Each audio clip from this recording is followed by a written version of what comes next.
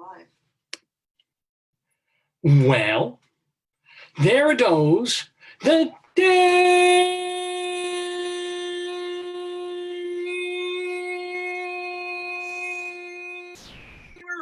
Good morning, everybody, and welcome to the 771st edition of A Day Has Gone By, Facebookio, Podcastio, Programmio of the Stream. Did I break the record on that? I mean, I can do it a lot longer, but it would be even more annoying. And I know I'm holding this upside down. It flashed your name and went black in it. Yeah, because when I went back to the Zoom screen, I accidentally hit stop video. Oh, 'cause it did. Yeah, it went to my name, which I really should change. Can I change it while I'm physically doing it?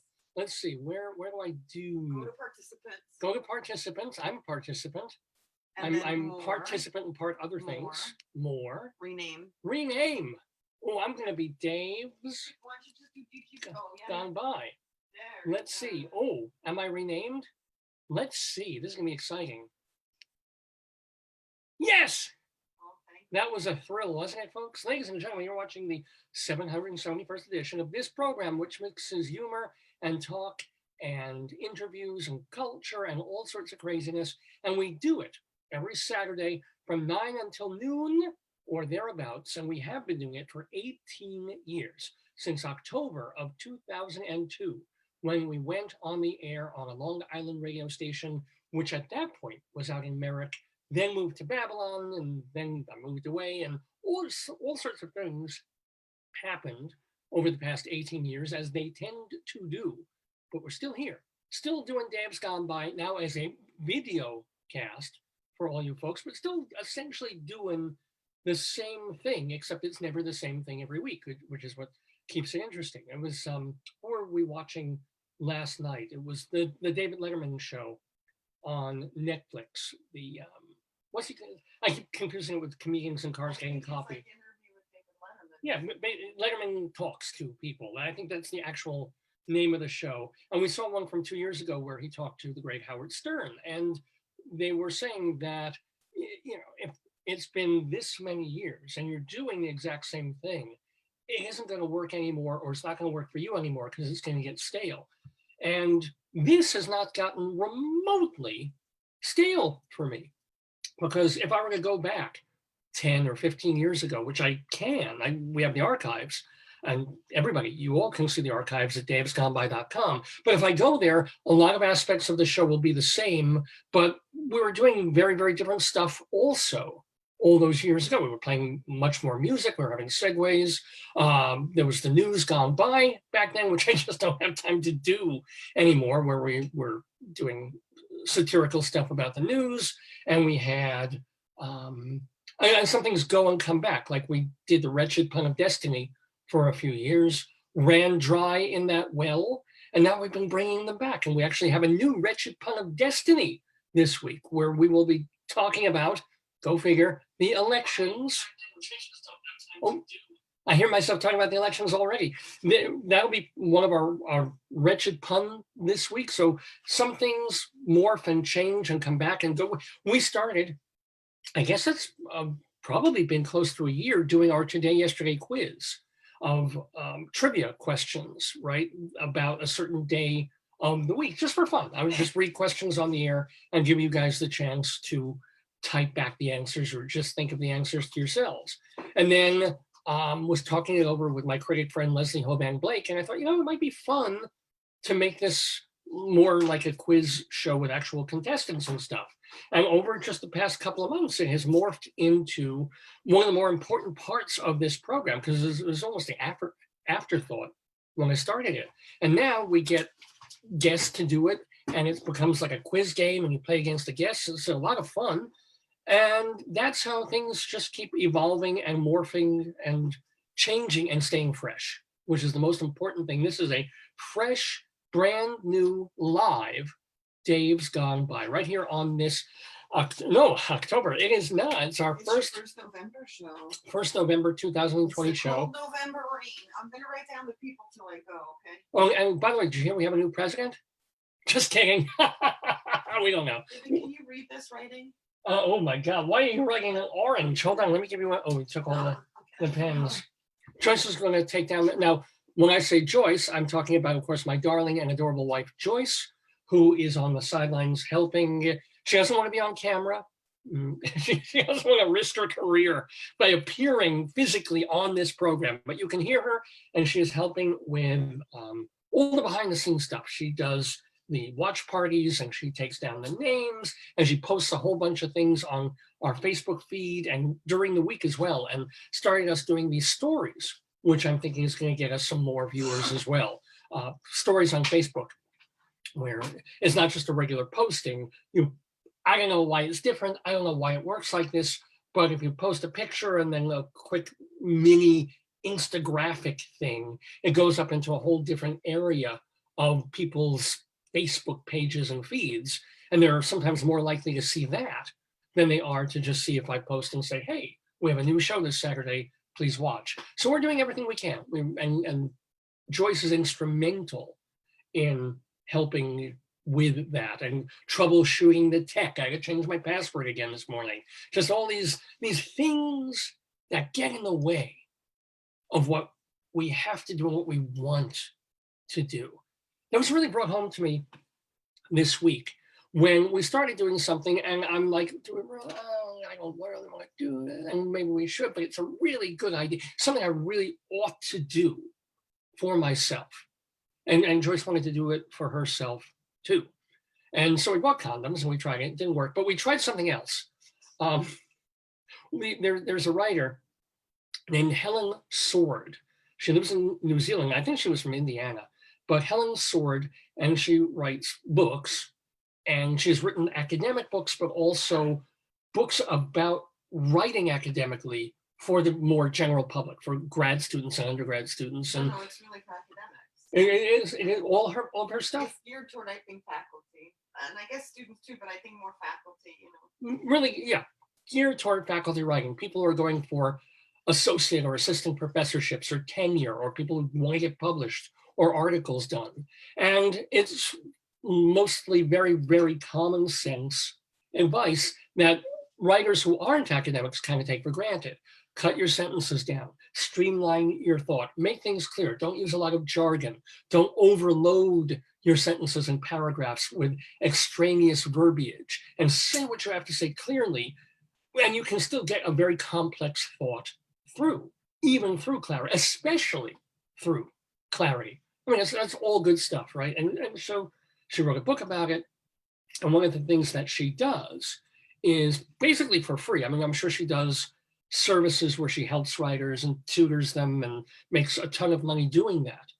But one way that she brings people to her is a lot of the free stuff that she puts on YouTube and puts on her website. And she has this writing challenge, these 30-day writing challenge things that she does. And I'm usually allergic to these things. I'm usually like, I don't want to deal with it. I don't want to put, I mean, if I'm in an academic situation where I have to do this and I'll get credit for it, or I'm in a deadline to get paid for something, sure. But if it's just like, do this, set this aside, do this, and I'm like, I want to, but then I get lazy, or I get tired, or my schedule gets in the way, or just I get in the way of it. I don't want to deal, I'll write when I write. If I feel like writing an hour and a half today and then not for another week, that's what will, and then I get nothing done. Or I let other things distract me, because distraction is the enemy of creativity. That should just be on like every wall of every building every writer is in. So you get distracted. You can't just do the one thing that you might leave behind on this planet, because you don't get distracted from eating lunch. I'm hungry, I'm gonna eat lunch. You don't get distracted from sitting in an office at a keyboard and having to do what the boss tells you to do. You want sometimes to be distracted from that. You long for, the phone call to take you away, unless it's in a project that you got to concentrate on. And then the phone call's a horrible distraction, right? And you don't get distracted from all those things, but it's so tremendously easy to get distracted over the very rewarding but incredibly hard work of writing and being creative in that way. So, Joyce is like, let's want to try this? I really like her. I respect her. We both read her book about stylish academic writing. And Joyce can really go at that because she is an academic writer. She has written books and tons of articles. We even co-wrote an academic paper. What? Sorry? She's written 4. No, wait. Well, you co-wrote One, a book. 3. This is after my 5th one, I die. That's what the psychic told me. Joyce went to a psychic at one point who said that Joyce will write 5 books before she dies. And Joyce is already sort of up to number 4. So, you know, I'm already getting the list of hot women that I'll call, like, you know, after Shiva's over. You Like, did want to increase the life insurance, which made me nervous. yeah, exactly. I need to bump this up. Yeah. But so she said, I really respect this woman. I like her. She's got a great visual and verbal presence. Sorry? Oh, philosophy of writing. Yeah. And so do you want to do this? And the one thing that kept me semi-honest for a couple of years when I was living out in Colorado is that I belonged to a writers group, which David, and they supported you. They saw your shows. Oh, yeah. They drove to Boulder. One woman was afraid to drive at night, and like Boulder has no lights at all, like in some of the canyons. Yeah. And she drove alone and stayed for the after party just to celebrate. She did. Yeah. I mean, and it was. I mean, these were a wonderful group of people. A few came, a few went, but all of them were a terrific bunch. Some were guests on your show. Oh yeah. Well, of course. Don Pearl, and we had on the show Lisa Arata has been on the program. I don't know if I won't mention them if they're not in the neighborhood, but we would meet once a month at our local library, which should tell you something that we weren't meeting once a week. I mean, we were a group of people who weren't really professional. I had been a professional writer, but not a novelist. And so it was kind of, at some point, it almost became more social, like we liked seeing each other. And, you know, do we have to now start reading our stuff?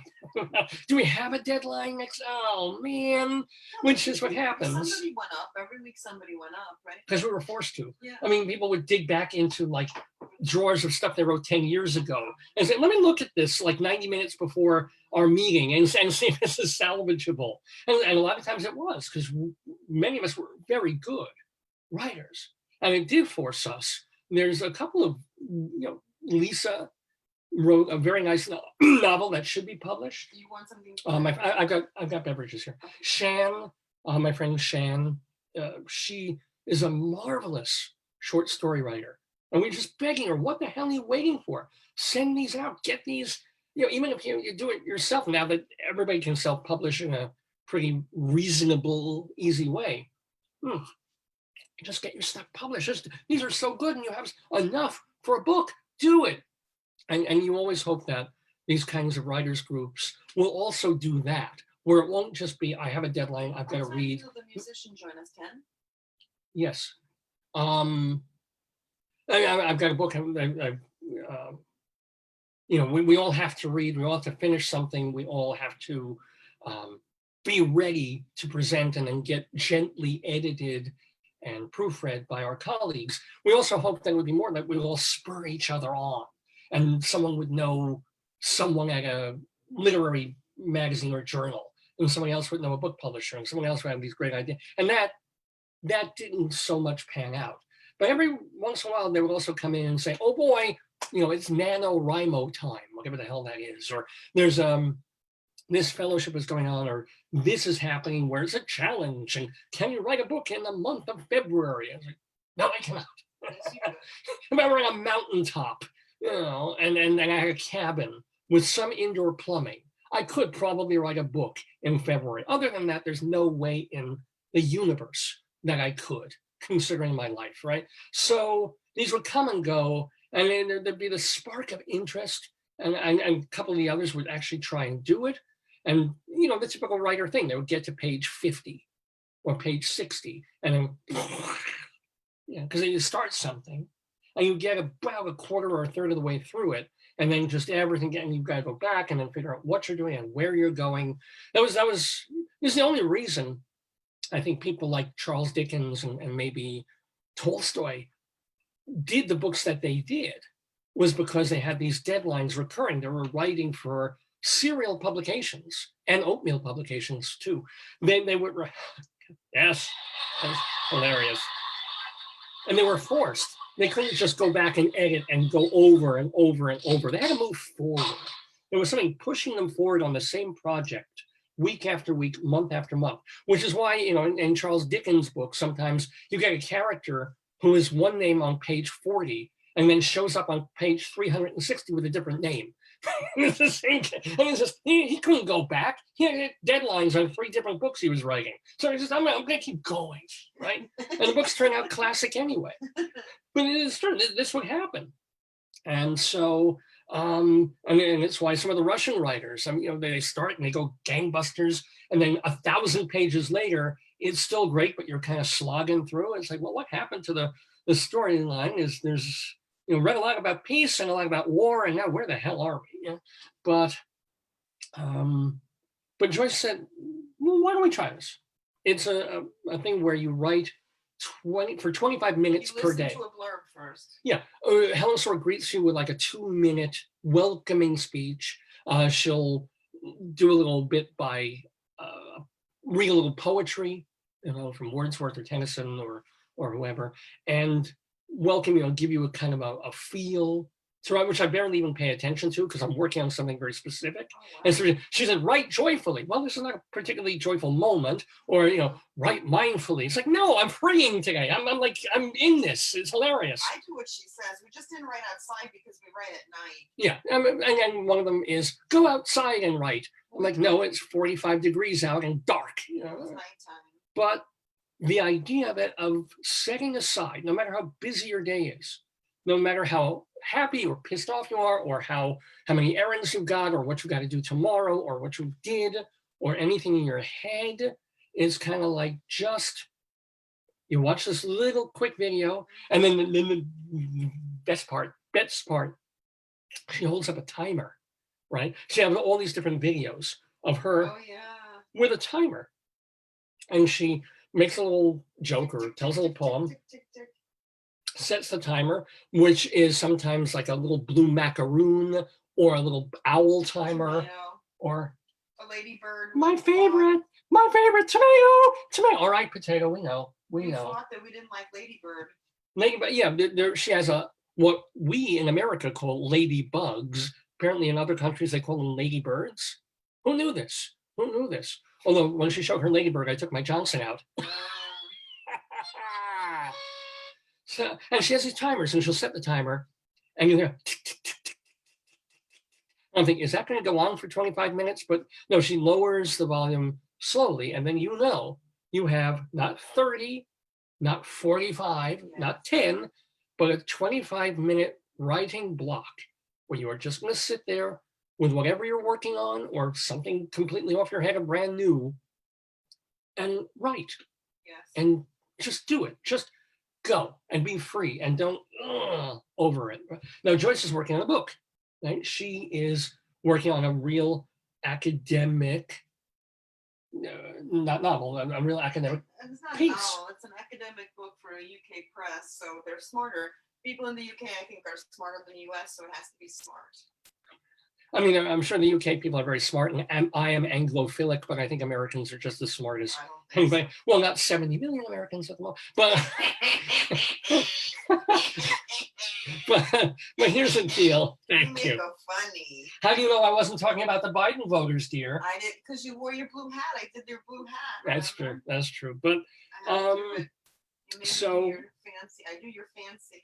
So much as I usually eschew and object to not object to, but I just don't follow these kinds of things. I've been doing it with Joyce, and we both sit on opposite sides of the room, and for 25 minutes, it's just quiet, and we sit there tippy typing.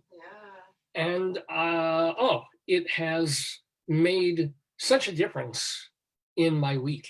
I just when I get through it, I feel like, now maybe it's because I'm not blocked on this particular project. And this is a project that I started many, many months ago, when I thought I would be doing in my lunch hours when I was working at one place. And now I can't even, do that at the new place I'm working because I just don't have the mental energy or the time. So I'm like, I'm blocking out just this nice little sitcom length window to finish this thing that has been on my plate for months and months. And I'm so close now. And I was probably about 2/3 of the way through half a year ago. And now I don't want to jinx it, right? But I am quite close to, at the very least, first draft, which is enormous. I haven't put my name to anything finished in a year and a half or more, honestly, and it's killing me. I have no soul left with all the other stuff I have in my life, right? But this, for 25 minutes a day, I get this. I mean, how do you feel about the writing project so far? I really like it. I really like it. For me, I always want to write, but I'm not, because of other stuff. I feel a little trapped in some ways, so I don't feel as free. I think what she's done is I'm being at a conference and hearing people speak in beautiful language. It's opened up my mind. It's connected to the vortex. It just forces you to do it. It does, yeah. It's really That good. forced to, in a positive, in a good way. And she says at the end, look, you want to go on and write for another 25 minutes, reset the timer, have a stretch, go ahead. But at least today you've accomplished, you set out what you took your 25 minutes and you did what you did. And of course, if you're a budding novelist, you're writing your memoirs, and if you do like half an hour a day after, that does accumulate. You will, like, over a couple of months, you'll write a book. You really will. No, I won't. I'm working on a play, but you could. It's the same thing. Yeah. So, and I'm also a terrible. It's not something. I'm even a procrastinator. I just don't have much time in my life. But I'm also a go back overer. I don't like editing per se, or rewriting. That is so arduous. But at the same time, there is something in me that's like, let me go back. And I spend half my writing time sometimes just going back to page one and getting it back all in my head and fixing little things. Go forward a little bit. You can always Yeah. edit. Yeah. But sometimes you get that, or, I want to write something new. Yeah, that's too much work. Let me just go back to what I've written and make little changes, which I do all the time. I go back and try and make little changes on things I've written 25 years ago sometimes. That's what I do. And by the way, if you're interested in writing, Oh, geez. what? Oh, I gotta get more people. Oh, great. In reading what I've written, by the way, if you go to davelefkowitz.org, like my name, davelefkowitz.org, I've been archiving. This is one of the reasons I got back into it. All this stuff that I've written since I was in my teens. So hundreds of theater reviews that were published in all different places, like Backstage and Theater Week and TotalTheater.com. I mean, just all these reviews for all those years I've been a theater critic. And then some journalism stuff that I've done, and the interviews I used to do for Long Island Woman, and my plays and some screenplay. I mean, if you want to go read and really crack open this head that you listen, excuse me, that you listen to every Saturday morning, and you want to hear, or you want to read the things that are more, I don't want to say filtered, Yeah. but more polished. Because this is just like, hey, Dave, open the brain and let all the monkeys out. Let them just fly out of your skull and go climbing everywhere.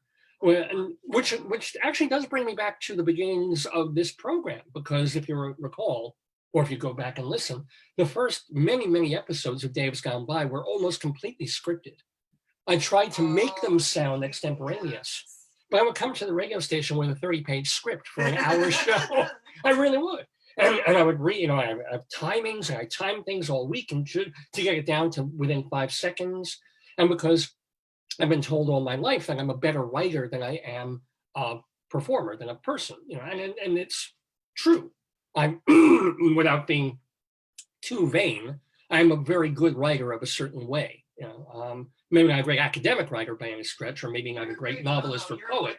You're a great writer. When you did the stuff about Broadway and things, it was the best. Yeah, I'm very good and clear. You're deep. You're literary. You're deep. You're good. I'm not that. I wish I were. If I were deep, I have a PhD. But you could easily get a PhD. I could get a PhD. And I think if you wrote a PhD, it would add to your field, but you don't want to. Oh, I don't think I add to that. I don't think anybody adds to any field anymore. I think so. I think you just want to pursue other things, but I think you're a really good academic. Well, thank you. I think I'm a very good arts and entertainment journalism writer. I think I'm extremely good at that. And I'm very, very good at comedy, and have written comedy plays and sketches and things like that. So the initial idea of the show was to have a really scripted comic program of different segments of me joking about the news, pre-written, even the intros, everything was scripted down.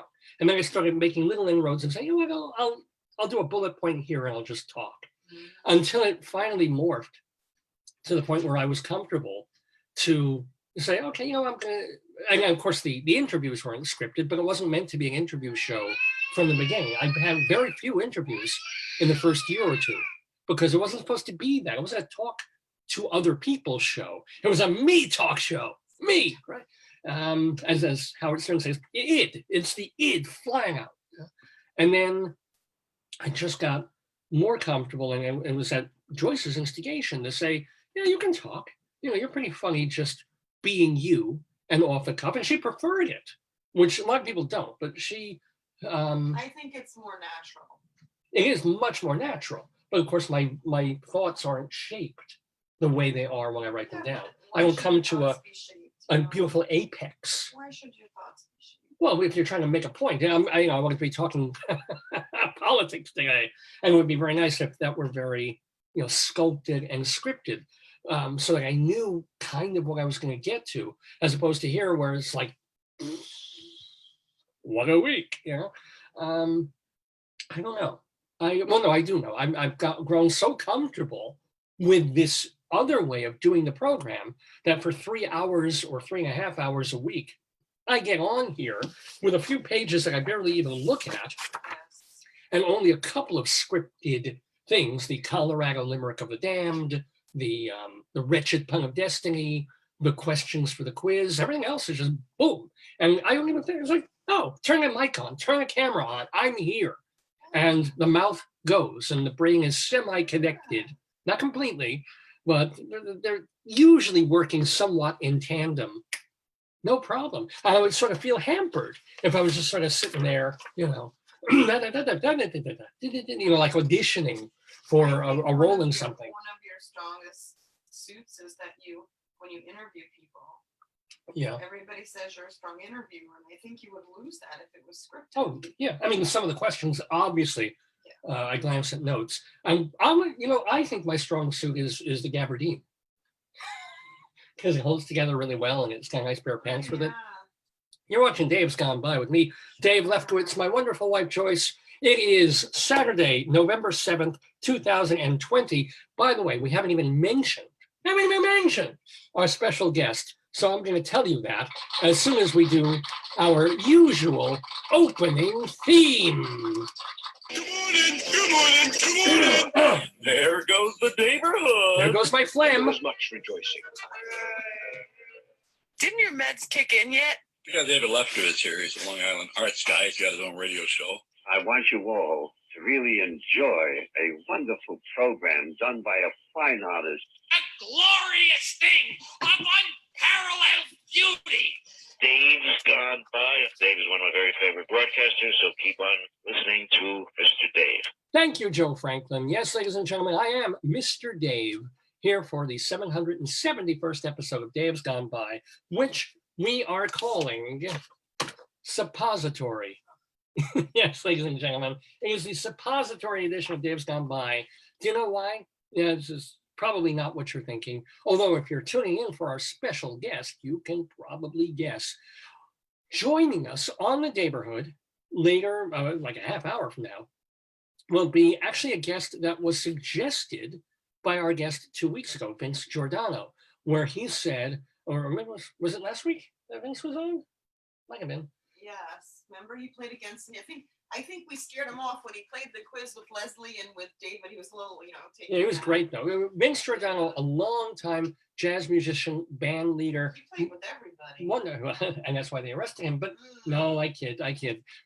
Terrific musician. If you get the new Loudon Wainwright III album, where he's covering songs from the big band jazz era, it's Vince Giordano and the Nighthawks behind him. His website. Tell him his website. Well, VinceGiordano.com. I'm pretty sure. And just he's been at this for like 40 years now, where people used to see him at the Red Blazer 2 or various clubs in Manhattan.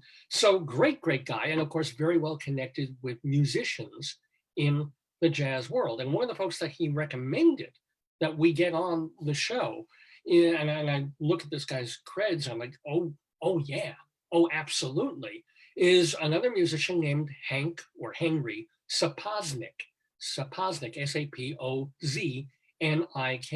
Now, first of all, I saw that name. I'm like, okay, Rabbi Saul absolutely will interview this guy no matter what, because there's going to be this Jewish jazz and folk and other kind of musician.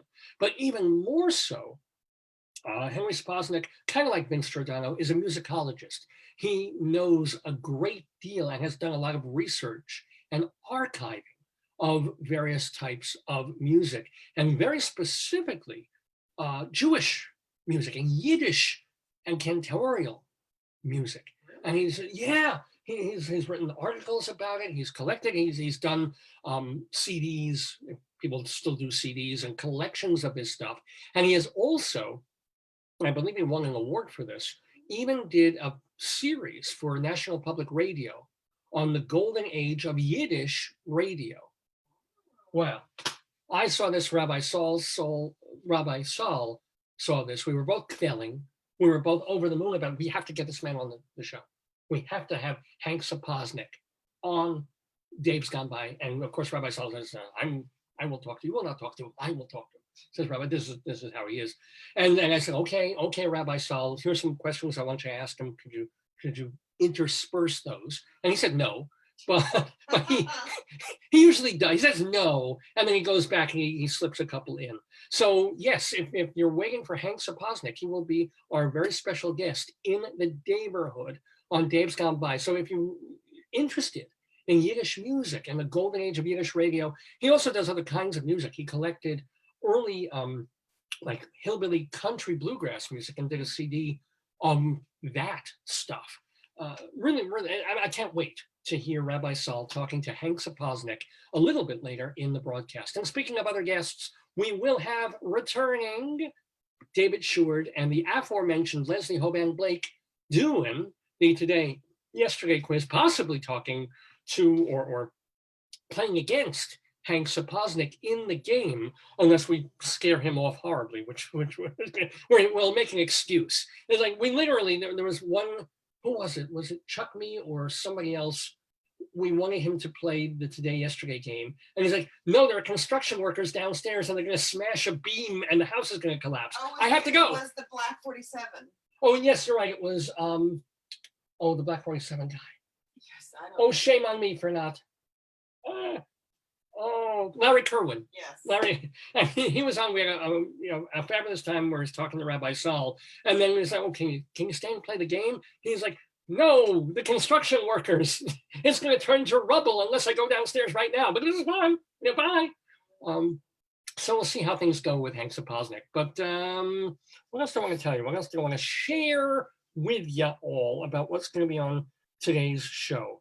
I don't think we're going to do Dave's big dictionary today because I want to talk politics. And I want to get to that a little later in the program because I want to leave time now to do our other segment, the segment that we essentially steal from the newspaper back where Joyce and I used to live in northern Colorado, in Greeley, Colorado. And by the way, Colorado is seeing an extraordinary upsurge in coronaviruses at the moment.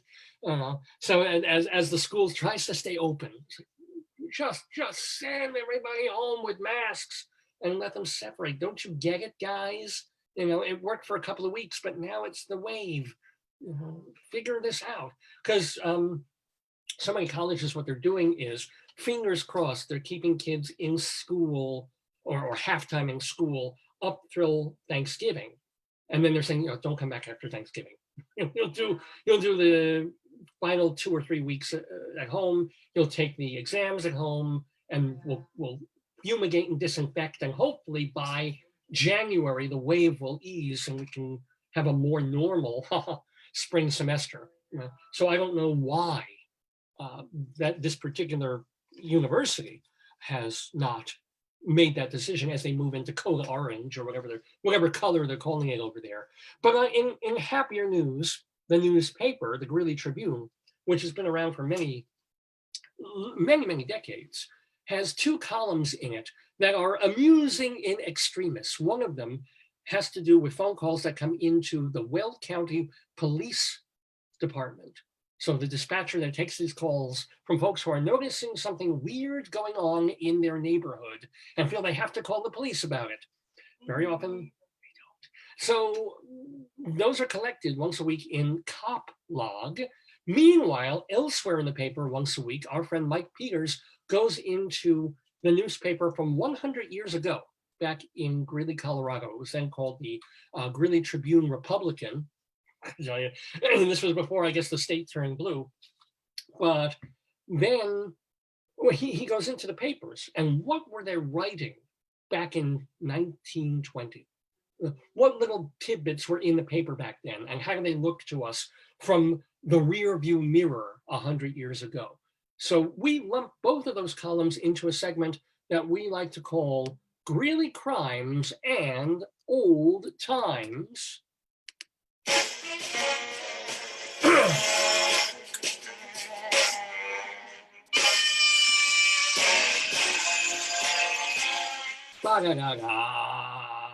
Tweedledee, fiddly-o-dee-dee. Yes, ladies and gentlemen, Greeley Crimes and Old Times here on Dave's Gone By. So yeah, we just share these with you because they're so much fun. And these are all actual things. Either they appeared in the newspaper 10 decades ago, or they just happened in Greeley, Colorado a week or 2 ago. So let us get to our crimes and old times for this week. Here we are in the first week of November. Are you ready, my darling? Oh, wow, the police arrived early. They arrived even before the first call to them. Oh, a man was, rented lips. A man was walking around a porta potty, not open to the public.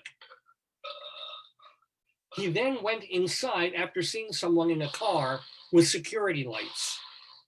What are security lights? And how can a porta potty not be open to the public? Isn't that the function of a porta potty? Well, I don't know. Maybe it was on some private property, or maybe. Oh, like a construction porta potty. Yeah.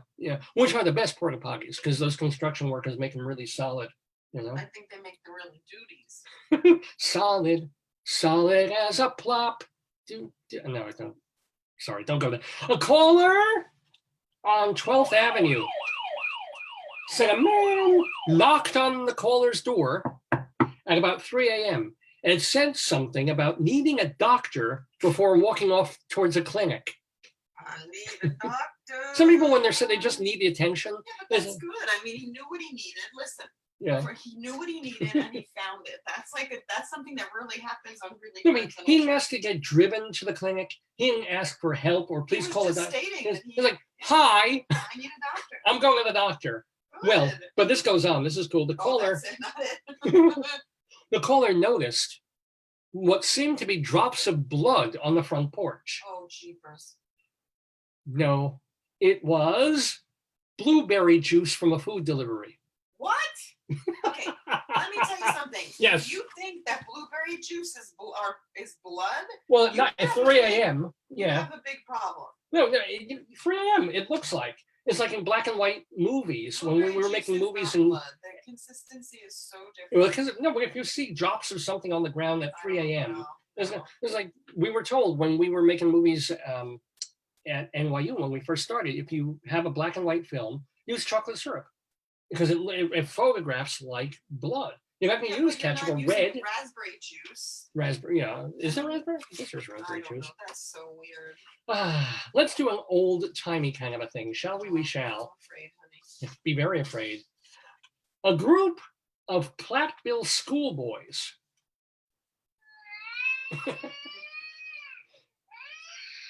well, they formed a club for trapping muskrats. Oh, Jesus. The boys, Wait. yeah, do you have a? The boys set the traps every day, and then after school they check the traps for muskrats. They then kill the animals and skin them for dealers that come through this area.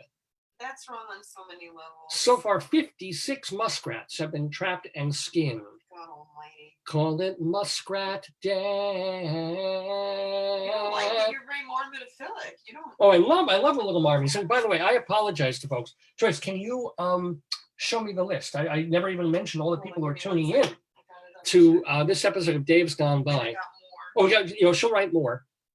And I'll remind you that you can email me, davesgoneby@aol.com. But it's hard. Oh, here we go. I just want to, before I forget, because I always forget and I won't get a chance to do it. Oh, wait, and also Miranda.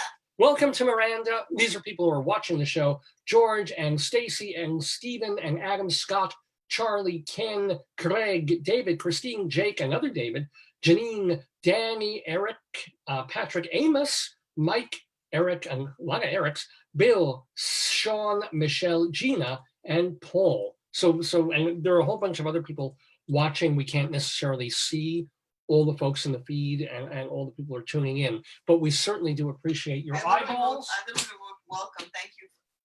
Thank you for tuning in. Yeah, As you said it. That's so funny. thank you so much for because that's why we do it. That's why I'm here doing Dave's Gone By and Grilly Crimes in Old Times. So, an announcement from England shows that pianist Albert Kemp set a world's record for continually pounding the ivories. Kemp played the piano for, do you want to take a stabby on this? Jesus? Oh, Liberace. How long was he playing the piano for? For Liberace. Yes. 2 years. Continually? Can I tell you something? It made me think. Carol Estes, who's one of the emancipatory gerontologists, she actually quoted Hamilton in her award acceptance speech. I wanted to slit my wrists. Joyce has some sort of allergic reaction to Lin-Manuel Miranda, or as she likes to call him, Lin-Manuel Noriega. It's not based in reality. He's brilliant, possibly a genius. He is. Oh yeah, he's a genius, but your wife's. And he seems like the nicest guy. Yeah, he's a and lovely guy. generous and charitable and caring and yeah. everything you want a theater star to Everything be. you want in a man. And Joyce hates. I don't Yes. get it. I maybe because he's like a better looking, more talented version of me. No- Quite literally. I mean, nobody's a better, more talented version of you. yeah. Well, I put away my musical about Pooperton. no, Rutherford B. Hayes. My music, just my epic musical, 5 parts over 3 nights over Rutherford B. Hayes. What was it called? Put that Oh, right yeah. aside. Is it Hey Hayes with an exclamation point? Oh, Yeah, didn't. That would have been a good one. He stole your idea. Yeah. He stole Anyway. your idea, baby. But I don't hold it against him. Either Miranda or Hayes at all. So okay, this guy, pianist, or shall we say pianist, if it's after 11 o'clock at night, Albert Kemp set a world's record for continually pounding the ivories. How long did he play the piano for? Apparently he did this 2 days. 4 days. He started playing on Tuesday morning and ended up late on Saturday. Oh God. But you know, and apparently by that time he was quite impaired. How do you stop someone impaired from playing? Take away the keys. Come on, that's good. That's good. I'm sharp today, you know, even though I have a clef. I know these jokes are base, but yeah. All righty, ladies and gentlemen, let's get back to some new crime from Grilly Crimes in Old Times. A caller. 1 second. You know, now some of these calls are, of course, negligible, or they just you wonder why they've called police, or it's not an actual crime being committed, or nothing really terrible is going on. But this shocked me. This, you know, I would call, everybody would call. A caller on 5th Street reported a man on the sidewalk was going, quote, the wrong way. What is the world coming to? Going the How do you wrong go the wrong way on the sidewalk? Yeah, I mean, it's not Is driving. he in the street? Yeah, he's a man. He's a man. Was he walking I don't backwards? I don't, that's the problem. She's like, we know he wants to go to the hardware store, but he's walking towards the supermarket. Stop him. Stop him. I don't get it. A caller, Why by the is way. he walking backward? What's the, No, he wasn't walking back. He was just going in the wrong direction on foot. How does this happen? that makes no sense. A caller on, I mean, I joke about it, but I just realized that happens to me 3-4 times a week. Yeah.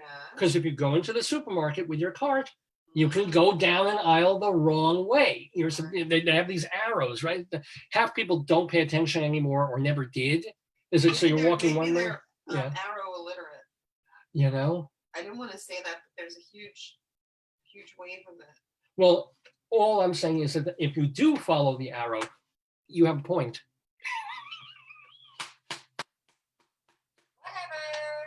Hey, I may not be the best broadcaster in the world, but when I talk about arrows, I can take direction. Kill me. I do.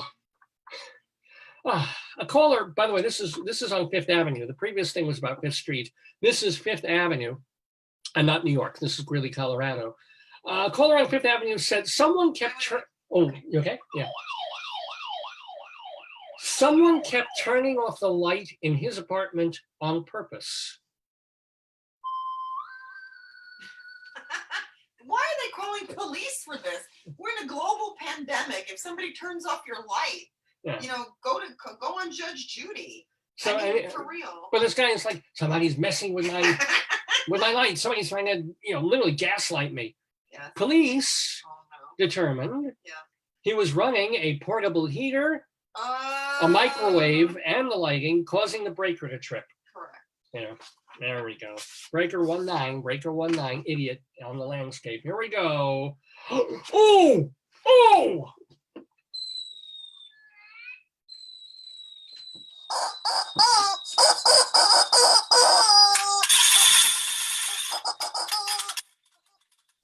Are some of you just waking up?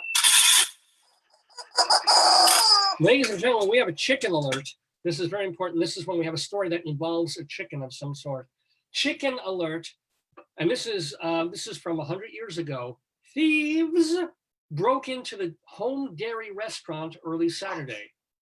They took no cash. What's a home dairy restaurant? Well, again, that's the name of it, the Home Dairy restaurant. It's probably like an earlier version of IHOP or Egg and I, right? So there's a home dairy, they're making pancakes and stuff like that. They took no cash, but they stole a dressed chicken. A dressed chicken? So apparently it was wearing a tie and some other accoutrements, yeah. Nice. Several cans of beans, because that's going to be the most expensive thing you want to take from a restaurant, and 3 cartons of cigarettes. So That's crazy. yeah, but that dressed chicken, man, it should be easy to spot because most chickens are running around naked, some feathers on them. What do they mean? What was he wearing? Like, they didn't talk about the outfit at all. Not at all. You would figure it'd be easier to spot. If you see a couple of guys, they're holding cartons of cigarettes. They have cans of beans that they're loading into the back of their Was he Studebaker. wearing like a bow tie or something? That's the thing. If you were to, because a lot of people do that. A lot of people buy beans. A lot of people smoke cigarettes. So it's not necessarily them. But if you notice that they're holding a chicken that is wearing a fine tweed suit, Yes. right?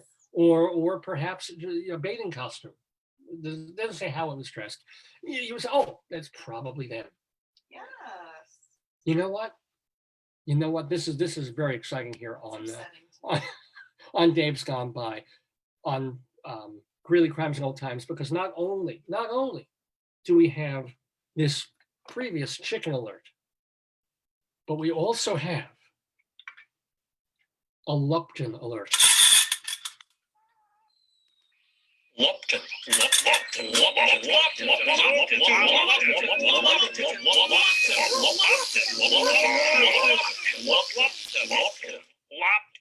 Alert, alert, alert, alert, alert, alert, alert, alert. Yes, ladies and gentlemen, this is a Fort Lupton alert. This is just, really doesn't mean anything except we found this story about Fort Lupton, Colorado, which is probably like 5 or 10 miles from my Greeley. God. A Fort Lupton cow leads the state in milk and butter fat production. So they put him in the factory and he's just out there doing Good it. for him. Popeye the cow. Popeye, that's a boy's name. Is this possible? What? Popeye the cow produced Popeye's a boy's name. 1,650 pounds of milk and 72.6 pounds of butter fat in the past month. Do cows make that much stuff? Is that I even? don't think that's true, David. How could that be? How do you, in 30 days, how do you make 1,600 pounds of milk?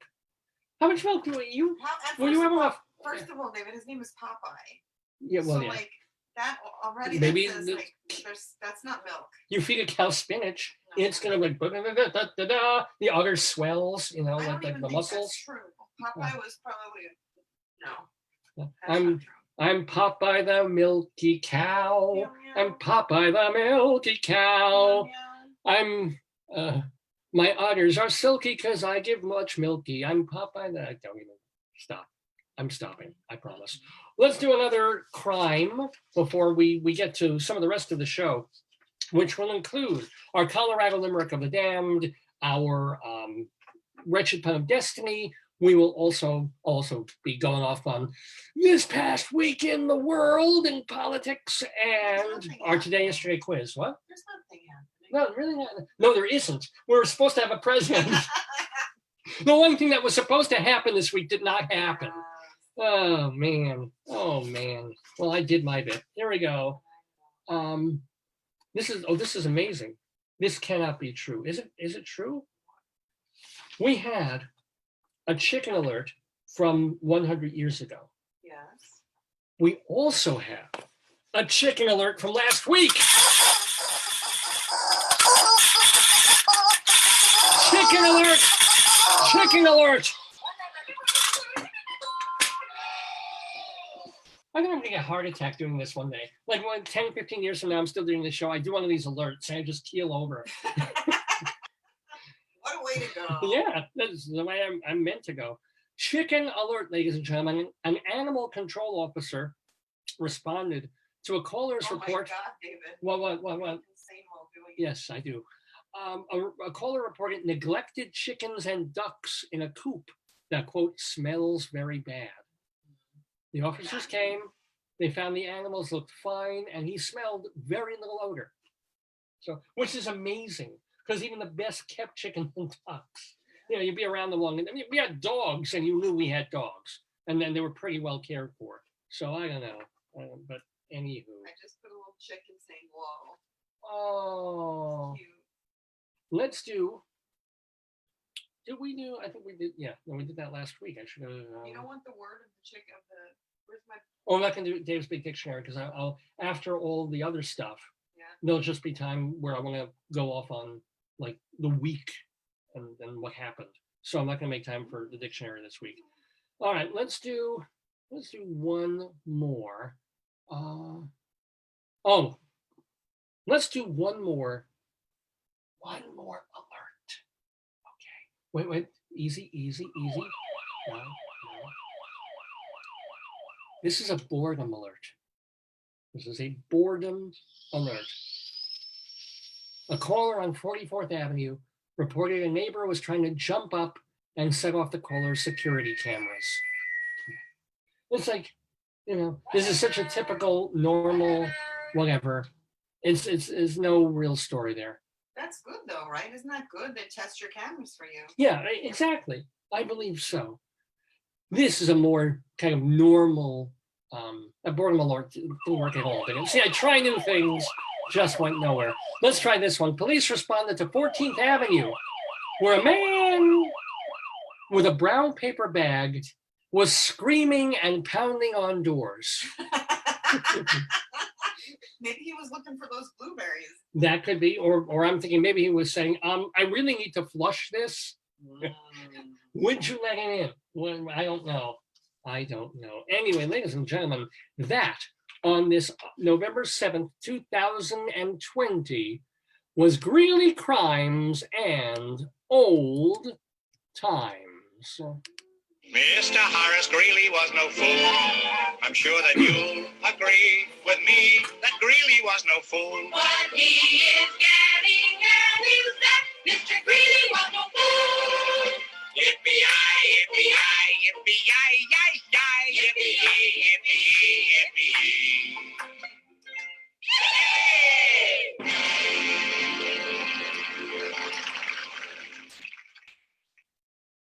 Ladies and gentlemen, yes, Dave's Gone By, live on this November 7th with me, Dave Lefkowitz, my wonderful wife Joyce, with Potato, of course. And what else do I want to mention? No, I don't want to mention anything except to let you know that this program is partially brought to you by the fine folks at Hewlett Minuteman Press, the copy kings of Broadway in Hewlett, New York. So the Toron family has owned and operated this franchise of the Minuteman Press franchise. And they do it in the heart of Hewlett, Long Island. It's like 2.5 blocks from the train station. It's across the street from the Petco. It's in that little strip mall where they've been for like 30, 40 years, except they moved like 2 doors over and stuff, but they're still there. And they're doing fine quality work in printing, in binding, in silk screening. If you have something that you want to help get the word out about your business, and it's so hard, now, nobody's going in, everything's online, but you still are going to need letterhead. You're going to need logos designed. There are teams playing sports, and maybe you've got a company, and your way of getting the word out about what you do is getting your company's design. You're sponsoring the team, but in return, they're wearing your name on their uniforms. Hewlett Minuteman Press can help with that. They also do flyers and banners and balloons, business cards. They also do, and digital business cards as well. And they also do wedding invitations. They can help your company grow. You want to send out calendars? People still need calendars, right? So your picture, your logo on every month with something different, Hewlett Minuteman Press can brand it beautifully. So give them a call, 516-569-5577. Area code 516-569-5577. Remember, Hewlett Minuteman Press, they are the copy kings of Broadway. And if you mention Dave from Dave's Gone By, you get 10% off any job, big or small. So it can be like a one-sided, piece of paper that they're copying, double-sided color, laminated special paper, legal paper, giant, they can do it. And 10% off if you tell them I sent you. 516-569-5577, 516-569-5577, Hewlett Minuteman Press. They are the copy kings. Well, I was mentioning also earlier, just reminding you about the ways to sample and enjoy the wares of Dave's Gone By. Well, where we are is Long Island, but the wares of Dave's Gone By of all the stuff that we've been doing for 18 years. Our previous 770 episodes, almost all of them, are archived at davesgoneby.com, davesgoneby.com, Dave like my name. And so you want to listen to that first show we did where it was all scripted back in 2002? It's there, it's free. You can either stream it on your computer or download it as an MP3. And that goes for like the 12th episode, the 150th episode, the 500th, the 700th episode. They're all there, waiting for you. All that comedy, all that weirdness, the eccentricity, the interviews, the music, davesgoneby.com. Plus, we even have a separate archive of all the interviews that we've done. Because I was talking earlier about the playwright Charles Mee and Vince Giordano, and we were talking about, and it's already gone out of my head. Who was the other person that we were just talking about? Black 47's Larry Kerwin. These are recent interviews. They're there. If you missed them, go to davesgoneby.com. There's a search box. You can find them really, really easily. So all of that stuff is at davesgoneby.com. I just need to check my mail for a moment to see what's happening with the guest in the neighborhood. Did you check your phone? I did. Let's just see. So forgive me, folks. Talk amongst yourselves. Chat gently and humorously amongst yourselves.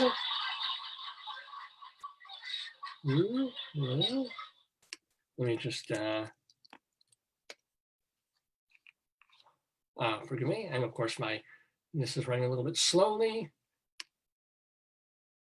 I didn't check my other email this morning, so I just want to make sure to do this and this and,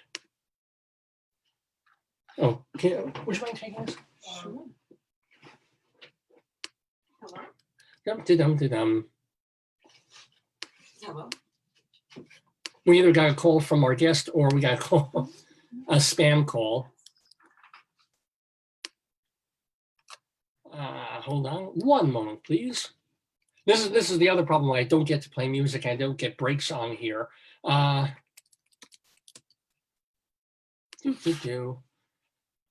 So maybe we'll end up having to do him on the telephone. We'll see. David, the guest is in the meeting. He's saying waiting to be let in. He's in the waiting room. I do not see him. Are you on the right link, David? He's just gonna. Yeah.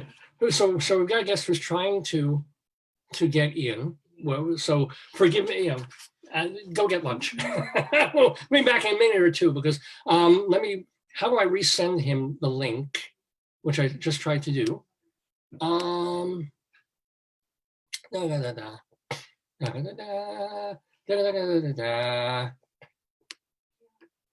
Tell him to check his mail, please. And he's female, but Yeah. So David, please send him the link. I did. Using the, I literally just sent him a moment ago the link to the program.